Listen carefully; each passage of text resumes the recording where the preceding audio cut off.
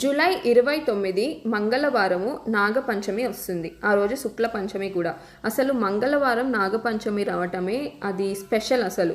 So మెయిన్‌గా ప్రతి ఒక్కరి హోరోస్కోప్‌లో కాలసర్పదోషం వల్ల, కుజదోషం వల్ల, రాహు వల్ల, కేతు వల్ల, అసలు కుజుడి వల్ల ప్రాబ్లమ్స్ అనేవి వీ 3 ప్లానెట్స్ సరిగ్గా లేకపోవడం వల్లే ఫైనాన్షియల్ ప్రాబ్లమ్స్, పిల్లలకి గ్రోత్ లేకపోవడం, పిల్లలు పుట్టకపోవడము, మ్యారేజ్ కాకుండా ఉండటం, మ్యారీడ్ లైఫ్‌లో ప్రాబ్లమ్స్. సో ఇవి ఎవ్వరు ఫేస్ చేస్తున్నా కూడా ఆ రోజు మీరు ఖచ్చితంగా యుటిలైజ్ చేసుకోండి. ఆ రోజు మెయిన్‌గా సుబ్రహ్మణ్యేశ్వర స్వామి గుడికి వెళ్ళండి. సుబ్రహ్మణ్యేశ్వర స్వామి గుడిలో కానీ, శివుడి గుడిలో కానీ నాగపడిగలు ఉంటాయి. వాటికి అభిషేకం చేపించండి. ఆవు పాలతో అభిషేకం చేపించాలి. అండ్ ఆవు నెయ్యిని నైవేద్యంగా పెట్టాలి. అండ్ ఆ రోజు ఈ 12 నామాలు ఎన్నిసార్లు కుదిరితే అన్నిసార్లు జపం చేసుకోండి, మనసులో కానీ బయటకైనా. అండ్ ఈ సుబ్రహ్మణ్యేశ్వర స్వామి నామాన్ని 108 టైమ్స్ చదవాలి. ఈ 5 పనులు ఖచ్చితంగా చేయండి. అండ్ ఆవుకి క్యారెట్లు, టమోటాలు తినిపించండి.